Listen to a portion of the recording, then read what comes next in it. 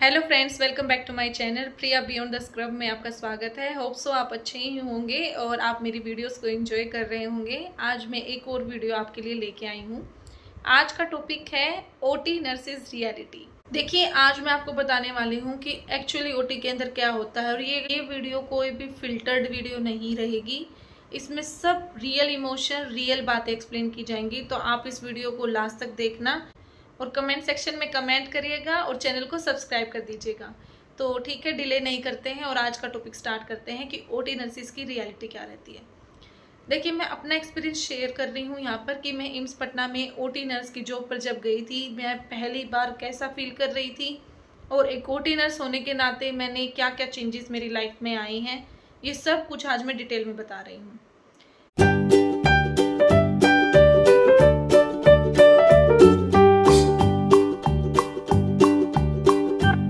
मेरी पहली बार ड्यूटी लगी थी और मैं पहली बार ओटी के अंदर गई थी ना, उस दिन मुझे इतना डर लग रहा था, मैं इतना अंदर से नर्वस फील कर रही थी कि पता नहीं ओटी कैसा होता है, क्या इन्वायरमेंट रहता है, क्योंकि ओटी इन्वायरमेंट हेक्टिक इन्वायरमेंट माना जाता है। एक मेंटली प्रेशर रहता है ओटी के अंदर और मैं थी फ्रेशर। जब मुझे ये लग रहा था कि ओटी के अंदर पता नहीं कैसा तो मुझे बिहेव करना पड़ेगा, कैसे आपको मतलब ऑपरेशन कैसे करवाना पड़ेगा, क्या क्या रिस्पॉन्सिबिलिटी रहेंगी, मुझे क्या करना पड़ेगा, मैं इतनी घबराई हुई थी, इतना सारा टेंशन था मुझे कि पता नहीं कैसे मैं करूँगी कैसे नहीं। लेकिन मुझे बहुत अच्छा लग रहा है ये चीज़ बताते हुए कि ओटी नर्स बनके मैंने बहुत कुछ सीखा है। आज मैं आपको रियल ट्रूथ बताती हूँ कि ओटी नर्स बनकर मैंने क्या क्या सीखा, मुझे कैसा लगा और ओटी नर्स की क्या रिस्पॉन्सिबिलिटी रहती है। देखिए, ओटी एक डिसिप्लिन एरिया होता है कि वहाँ पर आपको full discipline, full hygiene, full consistency, आपकी प्रेजेंस ऑफ माइंड, स्टर्लिटी, ये सब मेन चीज़ रहती हैं जो आपको एक ओटी नर्स के अकॉर्डिंग ध्यान में रखनी पड़ती हैं। आज मैं आपको एक किस्सा बताती हूँ। जैसे मैं पहली बार गई थी ओटी के अंदर, तो मुझे पहले दिन जब मैं गई, पहले दिन तो मुझे समझ ही नहीं आया कि मैं ये कौन से एरिया में आ गई, क्योंकि आपकी वार्ड में ड्यूटी लगती है या फिर आईसीयू के अंदर लगती है, तो वहाँ पर क्या रहता है, आप इन्वायरमेंट के टच में रहते हो। बाहर के इन्वायरमेंट से आपको पता चलता है, पेशेंट अटेंडेंट आते हैं, पेशेंट्स के साथ डील करना होता है। लेकिन ओटी ऐसा एरिया नहीं है। ओटी में क्या करना पड़ता है, ओटी में एक पेशेंट आएगा और उसका पूरा का पूरी लाइफ की रिस्पॉन्सिबिलिटी डॉक्टर पे और साथ में स्क्रब स्टाफ पे, सर्कुलेटरी स्टाफ पे, इन पर रहती है। एक छोटी सी मिस्टेक और बहुत बड़ी प्रॉब्लम क्रिएट हो जाएगी। एक एक सेकंड इतनी इंपॉर्टेंट रहती है। एक माइन्यूट सी सेकंड में अगर कुछ भी प्रॉब्लम हो गया तो किसी इंसान की जान पर बनाएगी। तो ओटी नर्स होने के नाते आपका प्रेजेंस ऑफ माइंड बहुत अच्छा होना चाहिए। जब मैं पहली बार गई थी तो मुझे बस यही समझ में आया था कि पहले तो मुझे ऑब्जर्व करनी है चीज़ें कि कैसे चीज़ें हो रही हैं। मुझे सर्जिकल ब्लेड से भी डर लगता था कि अगर मुझे कोई देता था ना कि सर्जिकल ब्लेड है, इससे ये चीज़ कट कर दो, तो मुझे सर्जिकल ब्लेड पकड़ा ही नहीं जाता था। मुझे इतना डर लगता था कि कहीं मैं अपने आप को कट ना कर लूँ इससे। उस टाइम मैं ये सोच रही थी कि मैं एक सर्जिकल ब्लेड को हैंडल नहीं कर पा रही, मैं कैसे मतलब स्क्रब नर्स का काम करूँगी, कैसे मैं एक ऑपरेशन करवा पाऊँगी, मतलब ये सब कैसे ही होगा। लेकिन वहाँ पर आपका डिपेंड करता है कि आप चीज़ों को डील कैसे कर रहे हो। इसमें मतलब सपोर्ट आपके सीनियर भी करते हैं और कुछ आपकी जो इनर स्ट्रेंथ होती है, आपको वो चीज़ बढ़ानी पड़ती है कि हाँ भाई, हमें ये चीज़ करनी है, हमारी रिस्पॉन्सिबिलिटी है। धीरे धीरे टाइम के साथ आप चीज़ों को सीखते हैं। कुछ समझ नहीं आ रहा था। अब जैसे ये पढ़ तो रखा था, सर्जिकल सेफ्टी चेकलिस्ट क्या होता है, प्री ओ पेशेंट क्या होता है, पोस्ट ओ पेशेंट क्या होता है, प्री ओ पेशेंट का क्या करना पड़ता है, पेशेंट में क्या ध्यान रखना होता है, पार्ट प्रिपरेशन क्या होती है, सर्जरी कैसे करवानी होती है। अब मैं थी फ्रेशर। अब जैसे मैंने कॉलेज जो कर रखा था, मैंने RPIIT करनाल से कर रखा था। मैं एक प्राइवेट कॉलेज से पढ़ के आई थी और आपको प्राइवेट कॉलेज का पता ही है कि प्राइवेट कॉलेज में प्राइवेट हॉस्पिटल्स कितने पेशेंट आते हैं और कितना नहीं आता है। मतलब मैं इतना टच में नहीं रही थी हॉस्पिटल वर्क के। और मैं गवर्नमेंट जॉब लगी, पहली बार मैंने नोट सेट क्लियर किया, मैं फर्स्ट अटैम्प्ट में क्लियर कर गई। एम्स पटना मिला मुझे। अब वहाँ पर मुझे ओटी नर्स की रिस्पॉन्सिबिलिटी मिली, तो आप सोच सकते हैं एक फ्रेशर लड़की के लिए कैसा होगा एक ओटी नर्स बनना। अब मैंने सोचा कि धीरे धीरे मैं सारी चीज़ों को सीखूंगी। अब एक चीज़ ये भी रहती है, ओटी नर्स का काम इजी तो होता ही नहीं, ये तो मतलब है ही नहीं कि ओटी नर्स का काम हल्का सा भी इजी हो। यहाँ पे ये वाली चीज़ तो चलती ही नहीं है कि चलता है, ये वाला एटीट्यूड तो चलता ही नहीं है।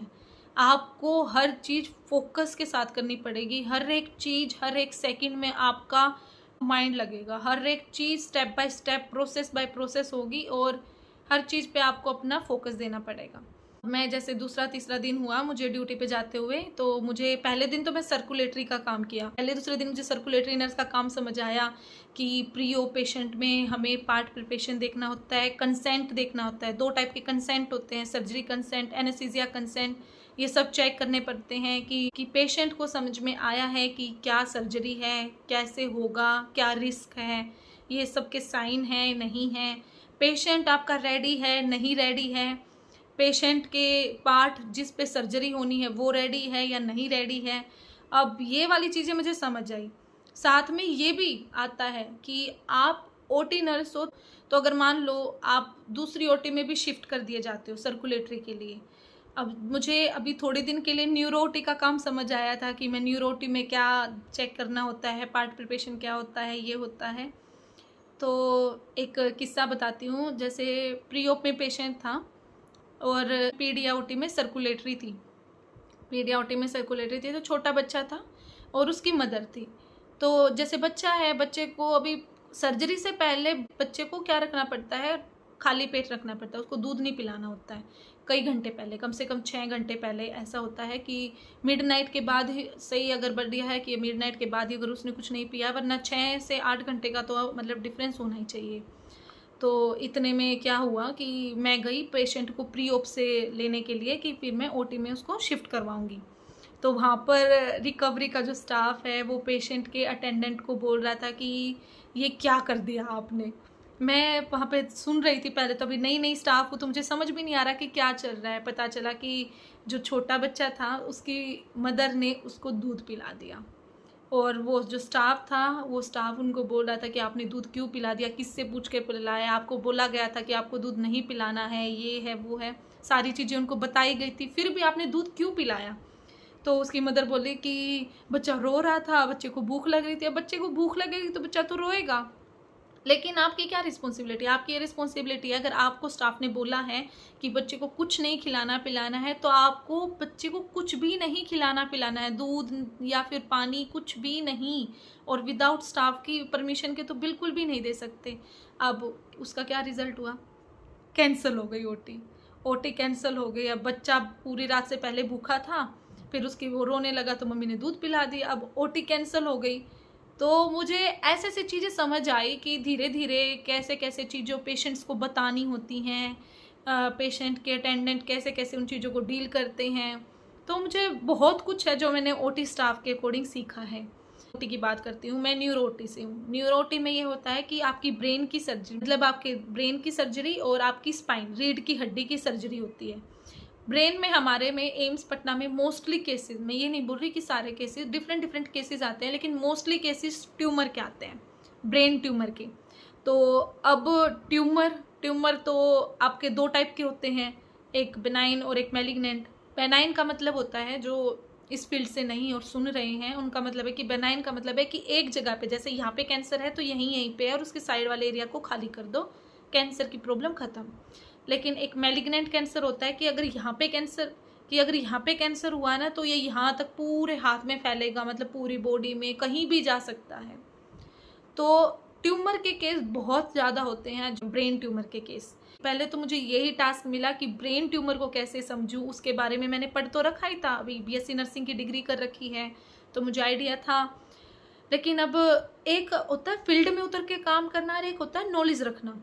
अब मुझे ये समझ में आ गया कि ब्रेन ट्यूमर क्या होता है, बेनाइन क्या होता है, मैलिग्नेंट क्या होता है, लेकिन उसको रिमूव करना, उसके सारे प्रोसीजर, आपका ब्रेन खुलेगा तब आपको क्या कैसे करना है, एकदम से ब्लीडिंग भी हो सकती है तो क्या करना है, ये सारे स्टेप मैंने पहले तो ऑब्जर्व करे। क्रेनियोटोमी होती है, क्रेनियोटोमी का मतलब है आपकी क्रेनियल जो बोन होती है, ये जो हड्डी होती है ना, क्रेनियल बोन बोलते हैं इसे, जो ब्रेन की हड्डी होती है, ये खुलती है। इसके अंदर बहुत लेयर होती हैं, उन वे लेयर्स खुलती, मतलब सिंपल भाषा में बता रही हूँ, फिर वो लेयर खुलती हैं, उनके बाद डीप डाउन आपका ट्यूमर होता है जो कि लोकेट किया जाता है। सीटी होती है पेशेंट की, एमआरआई होती है, उन चीज़ों से पता चलता है कि ब्रेन की कंडीशन कैसी है, ट्यूमर कैसा है। पहले तो ये चीज़ सीखनी पड़ी मुझे कि मैं सीटी समझ पाऊँ, एमआरआई समझ पाऊँ। मतलब मैं अपना देखिए मैं स्टेप बाय स्टेप कैसे कैसे चीज़ों को सीखती गई। मैं ये चीज़ समझ में आई कि सीटी कैसे, एमआरआई कैसे, क्योंकि आप एक ओटी स्क्रब नर्स हो। अगर स्क्रब नर्स को ये ही नहीं पता होगा कि ट्यूमर का साइज़ क्या है, ट्यूमर है कहाँ पे, तो आप कैसे असिस्ट करोगे? असिस्ट करने के लिए तो आपको नॉलेज होनी चाहिए ना, और वो नॉलेज आपको कैसे मिलेगी? आप जब सीटी, एमआरआई देखोगे, प्रोसीजर देखोगे और अपने डर से काबू पाओगे कि हाँ भाई ब्लड फैलता है, केस हो रहा है, सर्जरी हो रही है तो ब्लड भी दिखेगा। अब बहुत सारे स्टाफ ऐसे भी होते हैं जो नए आते हैं, जो घबरा जाते हैं, लेकिन अपने दिल दिमाग सब चीज़ों पर काबू करना होता है कि सर्जरी है तो खून भी निकलेगा, खून निकलेगा तो खून को कंट्रोल भी किया जाएगा। उसके लिए बहुत सारी चीज़ें होती हैं।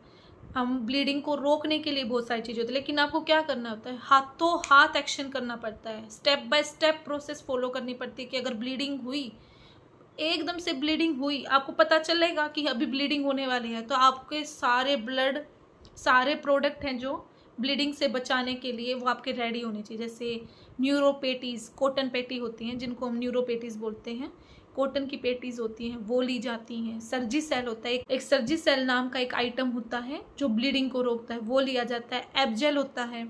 ये सब चीज़ें आपको रेडी रखनी पड़ती हैं, लेकिन ये चीज़ हमें तब पता चलती हैं जब आप चीज़ों को ऑब्जर्व करते हो और जब आप अपने अंदर ये रिस्पॉन्सिबिलिटी लेते हो कि मैं एक ओटी नर्स हूँ और मुझे किसी की जान बचानी है।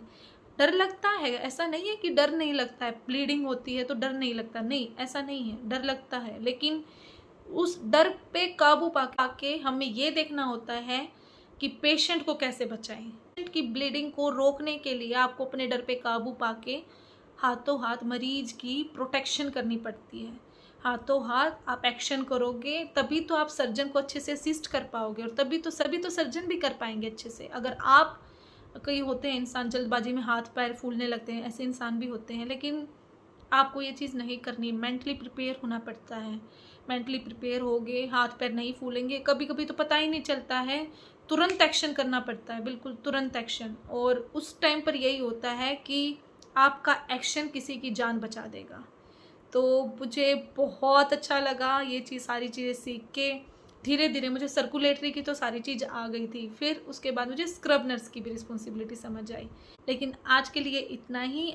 आपको अगर ओटी नर्स की लाइफ पसंद आ रही हो और मेरी रियलिटी सुनने में, मेरी रियल लाइफ जर्नी को सुनने में आपको अच्छा लग रहा हो, तो आप इस चैनल को ज़रूर सब्सक्राइब कीजिए। हमें कमेंट कीजिएगा कि मैं नेक्स्ट वीडियो आपके लिए ज़रूर बनाऊं और रियल लाइफ मोमेंट आपके साथ शेयर करूं।